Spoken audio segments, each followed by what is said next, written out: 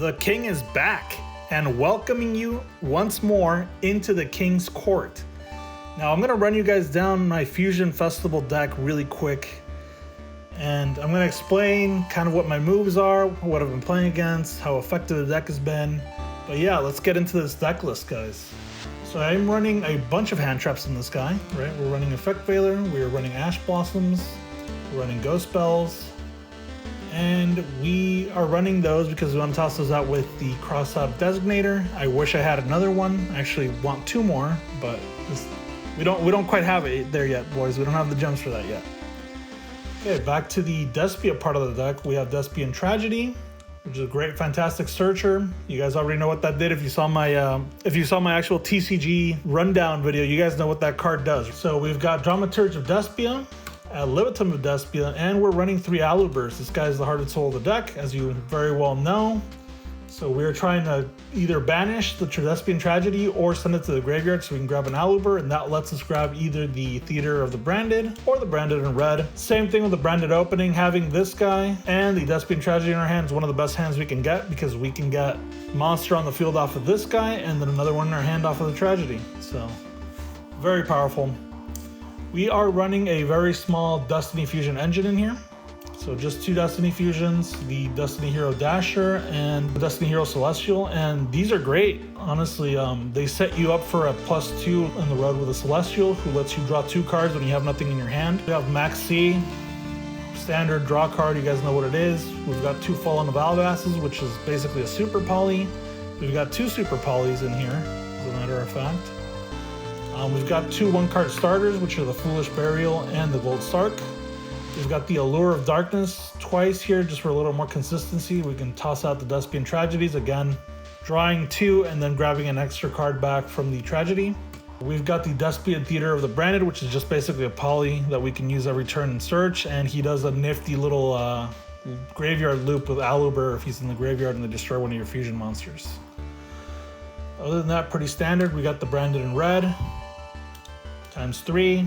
Let's just grab 1 Despia monster from our graveyard and then fuse with it, right? So we are running the first Dark Lord here as 3 fairy monsters. So whenever we have 2 Despia monsters in our hand, we put out a Branded in red, grab an extra fairy, and Bob's your uncle. We got a 4,000 attack beat stick that can also summon an Aluber during either player's turn. Fantastic card.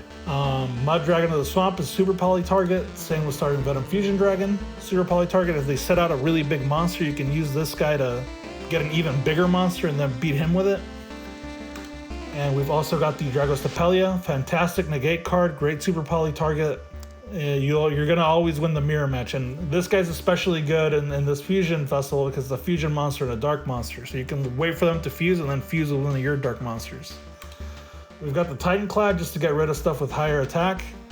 We have the Brigand, the Glory Dragon, just to get rid of higher level monsters. We've got the Sprint, which doesn't really see a lot of play, but we don't really have anything to replace them with yet. The structure deck cards aren't out of Master Duels yet as of this recording. We've got Albion, the Branded Dragon. This guy more helps you do plays that get out these other guys, so good card, not as great as it is in the actual TCG yet. We've got the Despian Quirites. This guy in the mirror match is actually really nice. He's very important, just in case they summon out the Fallen of Albaz and they fuse with him. You can get out your own Fallen of Albaz and then Super Poly them back. Same if they do a Super Poly and this guy's on the field. So if you're playing very defensively, this guy's a really good card to have out. We are playing the Destiny Hero Destroyer Phoenix Enforcer, which is kind of an annoying recursive card that comes back during the standby phase. You're just popping them to pop other things. One of the best plays in this deck, grabbing 2 of these Masquerades on the field, because your opponent pays 600 whenever they want to activate cards or effects.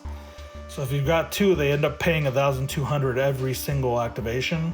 They have to basically beat you in 7 turns. Really tough. Sometimes they kaiju it, other times they have no out and they automatically lose. We've got the Triforbertum, which is a good card. I'm running this guy in real life as well. 3 dark monsters, and if your opponent special summons a monster from the extra deck, you can negate the summon if you do destroy the monster. We've got the Perskenion, which again, not as relevant, very powerful effect, very kind of hard to get out. So you have to kind of either provide the light or the dark monster in very many cases. So yeah, guys, that's the rundown.